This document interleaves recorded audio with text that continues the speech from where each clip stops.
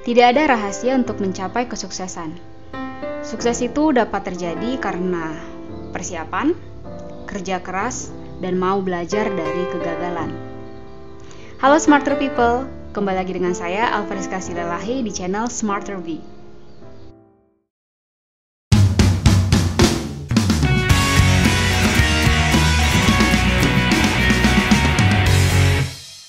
Halo semua, kembali lagi di seri kuliah Elektronika 2. Hari ini kita akan belajar tentang differential amplifier. Namun di part 2 ini kita khusus akan membahas tentang MOS saja.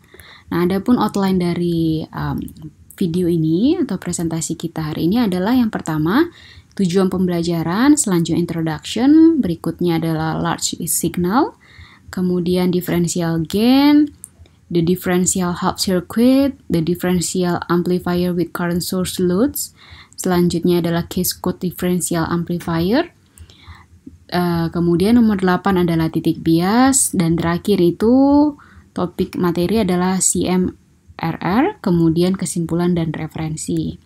Nah, adapun tujuan dari pembelajaran kita dari topik ini, kita sudah belajar tentang kita sudah memenuhi tahap atau tujuan pertama dari video sebelumnya, yaitu mahasiswa mampu dengan tepat dalam menjelaskan bagaimana dasar pengoperasian MOS dan penggunaan diferensial bipolar, bagaimana mereka menolak gangguan atau interferensi dan memperkuat sinyal diferensial. Nah, kali ini kita akan masuk ke poin kedua, yaitu mahasiswa mampu dengan tepat dalam menganalisis dan mendesain penguat diferensial MOS dan BJT. Oke, selanjutnya nanti bisa dibaca sendiri. Nah, semua tujuan pembelajaran ini itu sudah untuk memperoleh sub CPMK yang pertama ini, yaitu understand the rationale for a differential and multi-stage amplifier and design 1-2 specifications. Oke. Nah, ini tiga istilah ini masih tetap kita pakai. Yang pertama itu tentang amplifier, pair, and differential. Ini akan sering sekali kita gunakan. Nah, sebelum saya masuk ke introduction ini, saya ingin merecall kembali bahwa dalam differential itu ada dua hal perbedaannya, supaya kelihatan bedanya differential amplifier di elektronika 1 dan di elektronika 2 itu apa bedanya, gitu. Kalau di elektronika 1 kita hanya belajar tentang differential amplifier saja. Sedangkan untuk di elektronika 2 kita belajar differential amplifier pair. Jadi bukan hanya satu transistor atau dua transistor, tapi kita membuat sepasang dan kemudian kita gunakan konsep atau metode diferensial. Jadi kalau bisa kita tuliskan, ini ada di LK1, sedangkan ini adalah LK2. Nah, seperti biasa yang kita ulas itu adalah MOS dan juga BJT. Namun khusus di video ini kita akan belajar tentang MOS saja. Selanjutnya, nah ini ada dua jenis. Yang pertama adalah source couple pair, yang kedua emitter couple pair. Ini kalau misal kita lihat dari jenis transistornya, ini adalah MOS, yang ini adalah BJT. Bisa kita lihat bagaimana ya, cuma beda key-nya saja. Sama-sama di sini ada arus masuk dan ini juga arus masuk ke dua transistor. Kedua transistor identik, hanya jenisnya aja. Kalau yang ini adalah MOS, yang di sebelah sini yang emitter couple itu adalah ECP. Masih ingat ya kalau misalnya bedanya untuk yang MOS dan juga BJT. Kalau MOS itu ingat saja dia ada source-nya. Nah, kalau yang ini adalah emitter. Oke. Karena sumbernya di sini adalah dari source.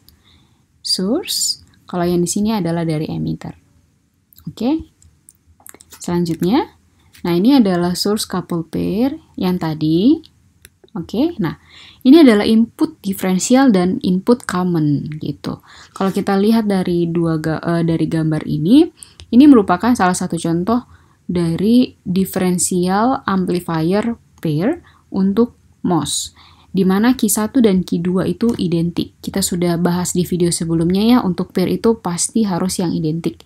Karena kalau tidak identik, maka konsep dari diferensial ini tidak bisa kita pakai.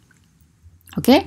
Nah, di sini dua dua transistor, kemudian di sini kita ukur V output pertama dan di sini V output kedua, di mana masing-masing transistor dihubungkan dengan resistor yang diberi nama RD, kemudian ada sumber arus VDD. Oke. Kemudian di sini juga ada RSS. Cuma nanti berikutnya saya akan bahas tentang RSS ini seperti apa diperlakukan dalam differential amplifier pair ini. Kalau kita lihat dari persamaannya, didefinisikan sinyal input mode diferensial itu VID equal VG1 dikurang VG2. Di sini didefinisikan ya. Kemudian dan sinyal input common, input mode common itu adalah VCM equal VG1 ditambah VG2 dibagi 2. Oke. Kenapa di sini bagi 2? Karena ini setengah ditambah setengah supaya jadi 1. Oke.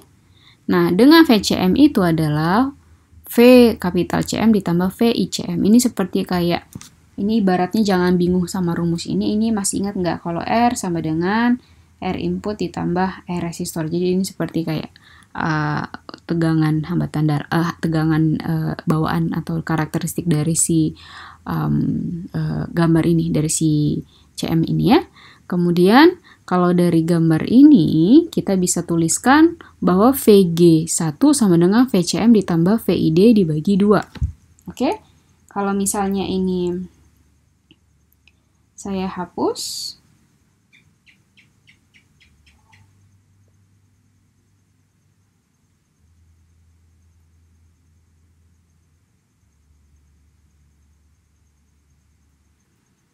oke, kita bisa tuliskan bahwa tadi kita sudah mendefinisikan VID sama dengan VG1 dikurang VG2. Ya, ini hanya didefinisikan. Oke. Selanjutnya VCM VG1 ditambah VG2 dibagi 2. Ini kan sama dengan VG1 per 2 ditambah VG2 per 2 ya. Setengah tambah setengah sama dengan 1. Dimana tadi VCM, ini VCM ditambah VICM. Oke. Nah, dari sini kita bisa tuliskan bahwa ya 2 VCM sama dengan VG1 ditambah VG2. Oke, maka saya bisa tuliskan seperti ini. VG1 sama dengan 2 VCM dikurang VG2. Nah, ini kan masih ingat ya ini persamaan 1? Ini saya bikin persamaan 2. Dari persamaan 1 diperoleh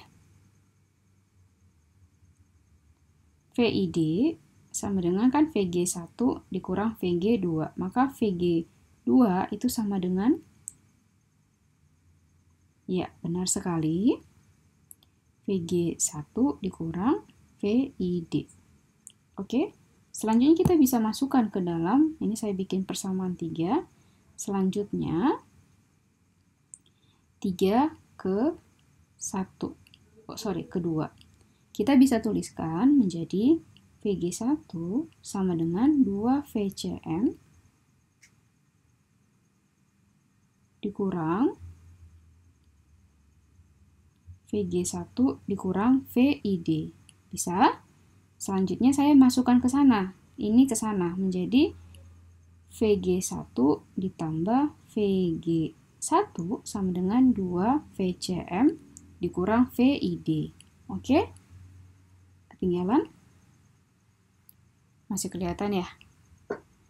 Kemudian ini 2 VG1 sama dengan 2 VCM dikurang VID. Kalau semua saya bagi 2, ini menjadi seperti apa? Saya bagi 2 ya, ini saya bagi 2, maka menjadi VG1 sama dengan VCM dikurang VID bagi 2. Oke, jadi udah sama ya? Oke, ada yang ketinggalan bahwa ini sebenarnya dibuka di dalam kurung ya. Jadi ini ketika saya keluarkan, ini menjadi VID-nya ini menjadi tambah, ini menjadi tambah, ini menjadi tambah. Oke, tadi ada miss di situ. Nah, selanjutnya kalau kalian ikutkan treatment yang sama untuk memperoleh VG2, maka diperoleh nanti hasilnya seperti ini. Kalian bisa coba sendiri. Selanjutnya, ini disimpulkan kembali bahwa VG1 itu sama dengan VCM ditambah VID dibagi 2, dan begitu juga dengan yang ini. Ini adalah ringkasannya. Oke, kalau misalnya kalian bingung apa itu VG1, kalian bisa definisikan berapa tegangan yang masuk ke transistor 1. Itu adalah VCM ditambah dengan VID setengahnya, setengah dari VID-nya. Input diferensialnya, ID itu adalah V input diferensial. Oke. Selanjutnya, ini kita masuk ke topik berikutnya, itu large signal operation. Nah, tujuan dari large signal operation ini untuk apa? Yaitu untuk mendapatkan ekspresi arus drain atau ID1 dan ID2 dalam bentuk sinyal diferensial gitu. Jadi kita sebenarnya untuk memperoleh sinyal diferensial itu mau tidak mau kita harus memperoleh ID. Nah, jadi ID itu beda-beda untuk yang large signal sama yang small signal. Oke. Cuman rumus ini bisa berlaku dengan asumsi seperti ini. Sangat cocok. Sangat cocok di sini berarti Q1 dan Q2 itu identik gitu. Kemudian modulasi channel lain diabaikan. Kalau tidak diabaikan maka ada hal-hal yang tidak bisa kita buat dalam rumus. Misalnya tentang Fenol V-nya dan yang lainnya. Kemudian load independence. Kemudian itu maksudnya outputnya bisa keluar dengan bebas tanpa ada hambatan. Selanjutnya dia bekerja di wilayah saturasi. Nah, ini adalah kumpulan rumus yang sudah dikompilasi, dan untuk memperoleh hasil akhir, kalian bisa menggunakan urutan step-step yang ini. Yang pertama, rumus 811 itu merupakan rumus arus drain gitu. Jadi kalian bisa menggunakan rumus yang ini. Kapan digunakan ini? Kapan digunakan rumus 812 untuk menentukan drain current? Terserah kapanpun, di mana kebutuhan yang ada. Kalau misalnya diketahui VGS2 ya maka kalian bisa mencari ID2 gitu. Oke. Selanjutnya ini akan saya skip. Kalian bisa baca sendiri. Kemudian ini adalah kurvanya. Ini yang mau saya tekankan dari kurva ini. Kita bisa baca figure 8.6 normalized plot of the currents in a MOSFET differential pair. Note that V of V is the overdrive voltage at which Q1 and Q2 operate when conducting drain current equal to I per 2. Kemudian kemudian selanjutnya saya mau menerangkan bahwa perhatikannya bahwa ID1 itu ketika ini naik, oke. Ini juga akan naik. Nah, perhatikan, pada saat nilai VID-nya itu sama dengan akar 2 Fenol V, sudah, ketika ini mulai dari negatif 1/4 volt, kemudian ini mulai naik, oke, arus drainnya ini mulai naik, sedangkan pada si Fenol V2, itu dia mulai turun. Ibarat kata kalau misalnya kalian punya 2 buah saluran, ketika ke saluran 1 itu mulai masuk 3 atau 1/3, oke, maka di saluran kedua ada berapa? Kalau misalnya di saluran 1 nih ya, ada saluran 1, ini ada saluran 2. Kalau di saluran 1 itu masuk 1/3, di sini masuk 2/3. Kalau di sini semakin bertambah, seperti ini saya tunjukkan di kursor. Kalau di sini 2/3, maka yang di sini akan semakin berkurang kan? Makanya di sini arusnya itu ID1 naik, maka ID2 itu semakin menurun. Oke, asumsi ini juga yang dipakai kenapa tadi VG1 dikurang VD2. Oke. Selanjutnya, nah ini rumusnya tidak akan saya bahas, kalian bisa turunkan sendiri sehingga bisa diperoleh rumus yang ini. Oke. Nah, rumusnya adalah, hasil akhirnya adalah ini. Arus diferensial itu dinyatakan 1/Fenol V dikali dengan VID bagi 2. Tadi sudah ingat ya? Oke. Nah, kalau kalian cek, itu hampir-hampir mirip saja seperti rumus yang ini. Hanya saja, sudah, di sini arus per V0 V. Nah, rumus yang ini itu sama dengan GM diferensial dikali dengan VID per 2. Jadi rumus I per V0 V itu sama dengan transkonduktansinya. Oke?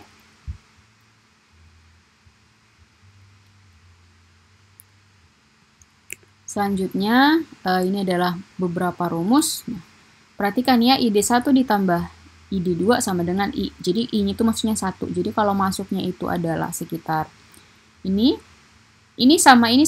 Sebenarnya ini sebenarnya source ya.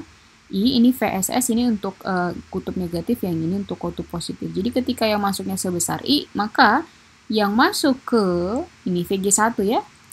VG1 yang masuk ke sini itu adalah sebesar setengahnya. Oke. Nah, ini tadi kita sudah sampai di sini. Nah, kita coba lihat kurvanya. Tadi kan masih kurvanya belum ada angka. Coba kita perhatikan. Untuk V0 0,2 sudah. Oke, 0,2 dia semakin menurun. Oke. Nah, pasangannya itu nanti kalian bisa lihat ceknya lagi. Berarti di sini ID1 ini 0,2. Ini 0,2 di sini. Jadi ketika ini naik, ini juga turun. Oke. Kemudian tadi kan untuk large signal, yang ini adalah small signal amplifier. Ini adalah differential gain. Beberapa rumus untuk menentukan differential gain itu adalah ini AD atau amplifier differential itu VOD. Tegangan keluaran diferensial dibagi dengan tegangan input diferensial, di mana GM kali RD. Oke, itu GM kali RD itu hampir mirip tadi sama yang ini. Oke. Selanjutnya, nah ini adalah for most pair, each device operates with drain current I per 2 dan corresponding overdrive voltage alpha sama dengan 1. Ini adalah beberapa rumus transkonduktansi untuk MOS dan BJT ya, dan ini rumus untuk memperoleh yang rumus yang tadi. Nah, ini bisa kalian baca sendiri nanti beberapa teori tentang diferensial. Nah, ini untuk half circuit. Nah, di sini perhatikan figure 8.9, right? Maksudnya di sebelah kanan itu equal differential half circuit of the differential amplifier figure 8.8. Jadi sebenarnya gambar 8.8 itu kan ini kan. Ini kita potong, cuma satu partisi yang kecil ini. Nah, kalau dipotong itu bisa menjadi dinamakan dengan ini. Differential half circuit. Nah, ini. Oke, sama rumusnya untuk memperoleh kekuatan diferensialnya. Oke, ini untuk nah ini perhatikan, to obtain the higher gain, the passive resistance RD can be replaced with a source with the current source. Oke. Jadi kita bisa untuk meningkatkan gainnya, kita bisa mengganti RD dengan current source. Oke. Tadi kan kalau misalnya di gambar sebelumnya kan di sini ada RD, di sini ada RD kan. Nah, untuk meningkatkan gain gimana? Ini kembali lagi ke konsep yang sebelumnya gitu. Kita harus bisa mengalirkan arus di sini. Nah, itu yang namanya cascade gitu. Jadi kita pasang ke sini. Oke. Jadi nanti rumus penguatannya ada seperti ini. Jadi kalau misalnya mau dipasang lagi, itu namanya udah lebih dari berapa ya? Lebih dari 4 ke atas itu udah namanya cascade. Ini adalah titik bias, masih sama seperti yang lain, seperti yang sebelumnya. Perhatikan ini masih sama ya. VD1 sama dengan VD2. Oke, VDD dikurang setengah RD. Ini hanya menyatakan value ya, value-nya sama ya. Jadi berapa di VD1 segitu juga dengan di VD2. Oke. Sama seperti akselerasi 2 meter per second kuadrat dan negatif 2 meter per second kuadrat. Kita tidak membicarakan lainnya, hanya konsepnya seperti ini. Berarti berapa tegangan di Q1 segitu juga dengan yang di Q2. Oke. Nah, ini adalah beberapa rumus, nanti kalian bisa coba sendiri. Ini rentang input mode diferensial. Selanjutnya ini ya, kita masuk ke daerah, kita kan akan masuk ke input mode diferensial. Sebelumnya saya mau kasih tunjuk kurva karakteristik menunjukkan 3 daerah, daerah cutoff, triode, dan jenuh, titik jenuh, daerah jenuh. Nah, daerah jenuh dipakai FET bila bekerja sebagai penguat, ya. Jenuh itu berarti yang tadi mulai datar, sedangkan daerah cutoff dan triode digunakan FET sebagai saklar. Nah, FET bekerja atau FET pada daerah cutoff jika VGS lebih kecil daripada VT. VT-nya itu berapa? Biasanya itu kita bisa pakai 0,7. Jadi kalau lebih kecil, dia itu bekerja tapi sebagai saklar. Oke? Nanti kalian bisa baca ini daerah di triode kapan dia VGS lebih besar sama dengan, itu berarti di induksi. Dia belum sampai ke saturasi tapi dia di induksi ketika dia besar atau sama dengan, dan sebaliknya. Jadi kalian bisa baca. Nah, ini kita masuk ke CMR. Saya recall kembali tadi untuk yang daerah ini ya, karena di sini ada saturasi. Oke.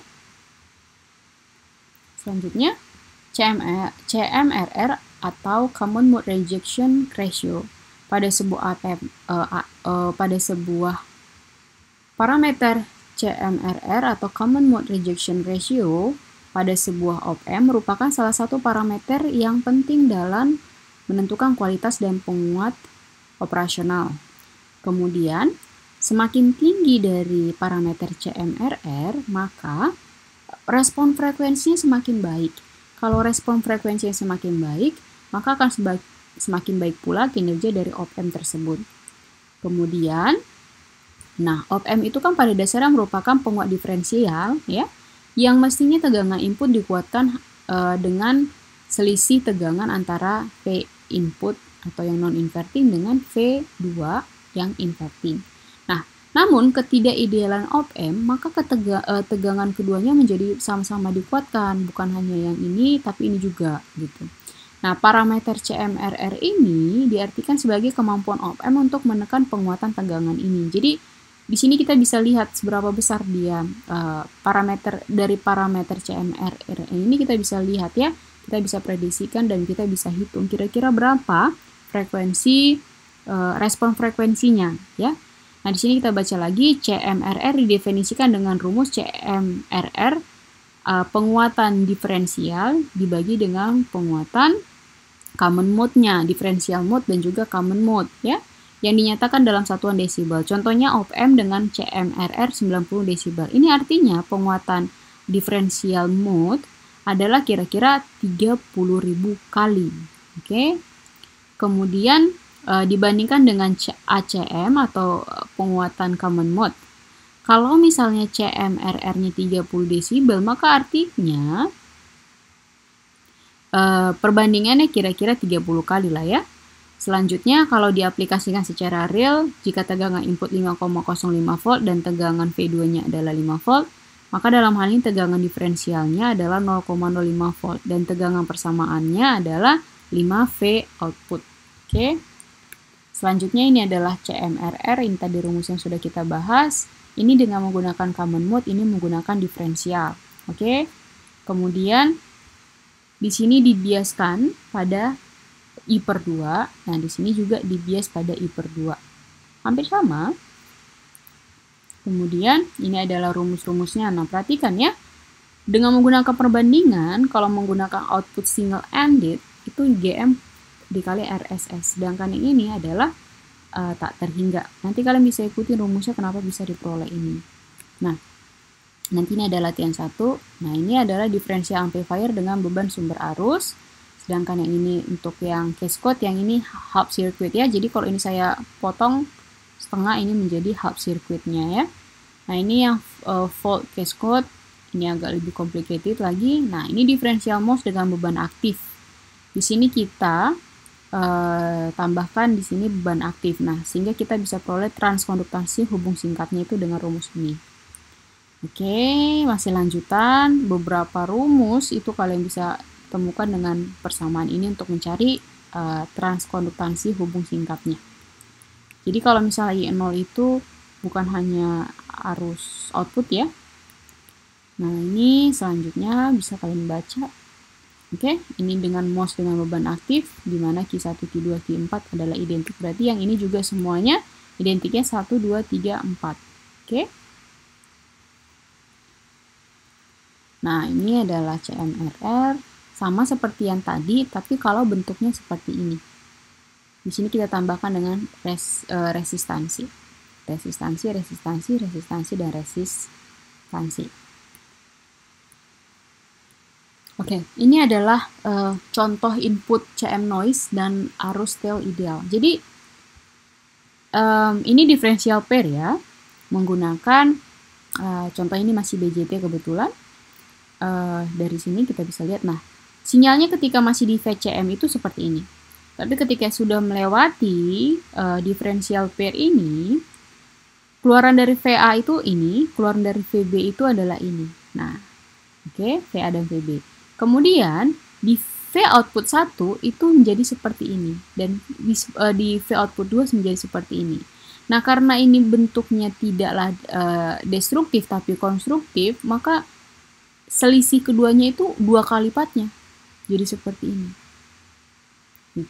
Itu kegunaan, itu contoh real dari differential pair amplifier. Jadi yang tadinya seperti ini menjadi seperti ini, inputnya seperti ini, keluarannya bisa jadi seperti ini. Jadi dikuatkan berkali-kali lipat ya, dan lebih smooth gitu. Oke, ini untuk yang ideal, ini yang tak ideal. Ya hampir tidak terlalu banyak sih perubahannya, cuman ini hanya gambar, tapi dalam angka dan juga nanti pada praktikumnya itu sangat-sangat kelihatan sekali. Nah, ini untuk yang tak ideal, supaya ini bisa memperoleh hasil seperti ini, maka kita harus tambahkan di sini hambatan. Oke? Bedanya hanya di situ. Kemudian ini adalah kesimpulannya, kalian bisa baca sendiri. Ini adalah referensi kita. Oke, kasih untuk hari ini, sampai ketemu lagi pada video berikutnya. Halo Smarter People, bagaimana video hari ini? Semoga semua penjelasan saya itu bisa tersampaikan dengan baik dan juga bisa dipahami dengan baik oleh masing-masing mahasiswa ya. Oke, sampai ketemu lagi. Thank you Smarter People.